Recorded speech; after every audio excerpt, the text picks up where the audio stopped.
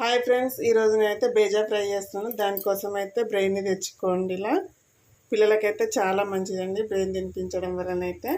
ఓకేనా, ఇప్పుడైతే ప్రాసెస్కి వెళ్దాము. కొద్దిగా నూనె అయితే వేసుకుందాము. మీరు బ్రెయిన్స్ని ఎంచుకున్న దాన్ని బట్టి నూనె వేసుకోండి. నేను ఒకటే తీసుకున్నాను కాబట్టి కొద్దిగా వేసుకున్నాను. కట్ చేసిన ఉల్లిపాయలు వేసుకోండి. ఒక చిన్న ఉల్లిపాయ మొత్తం వేసుకోండి. అలాగే చిన్నగా కట్ చేసిన పచ్చిమిర్చి ముక్కలు వేసుకోండి. ఒకటి తీసుకోండి.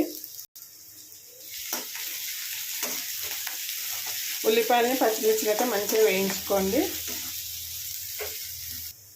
ఒక కరివేపాకు రెమ్మ వేసుకోండి.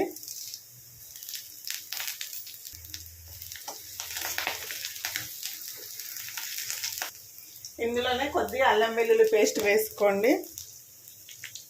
కొద్దిగా వేసుకోండి.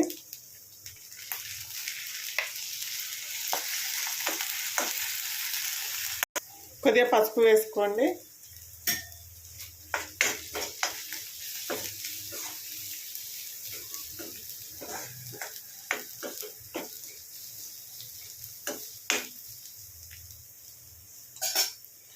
ఇప్పుడు బ్రెయిన్ వేసుకుందాం. ఇందులో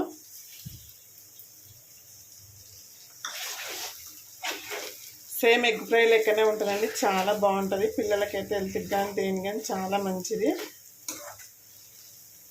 నెలకు ఒకసారైనా పెట్టండి పిల్లలకైతే. ఒక 2 నిమిషాలు వేగనిద్దాము బ్రెయిన్ని నూనెలో అయితే. చూడండి, బ్రెయిన్ వేగేటప్పుడు ఇలా నురగ వస్తుందంటే మంచిగా వేగుతుందని అర్థం అండి.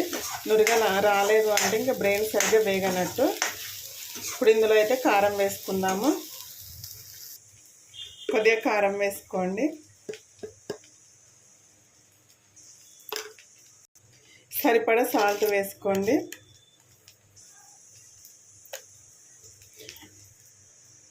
కొద్దిగా ధనియాల పొడి వేసుకోండి. ఒక పావు టీ స్పూన్ గరం మసాలా వేసుకోండి, బాగుంటుంది. చూసారు కదా, అన్ని మసాలాలు అయితే వేసినాం కదా. పిల్లలకు వేస్తాం కదా, మసాలా వేసుకోకుండా పర్లేదండి. గరం మసాలా అవసరం లేదు. ఇది మొత్తం మంచిగా కలుపుకుందాము.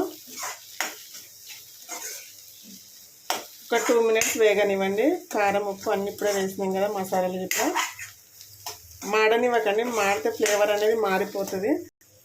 చూసారుగా, ఫైనల్గా ఇలా వేగాలండి. మొత్తం దగ్గరికి రావాలి. మనకు వచ్చిన నురుగు అనేది మొత్తం పోతుంది. సేమ్ ఎగ్ ఫ్రై లాగానే వచ్చేస్తుందండి. ఇప్పుడు ఫైనల్గా కొద్దిగా కొత్తిమీర వేసేసుకుందాము.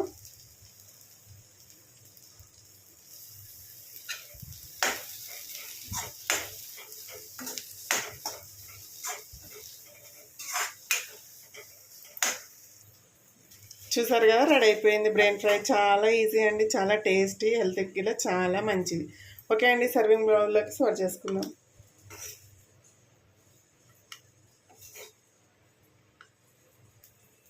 చూసారుగా, ఫైనల్గా అయితే బ్రెయిన్ ఫ్రై రెడీ. ఎమ్మి టేస్ట్. ఓకేనా మరి, బాయ్.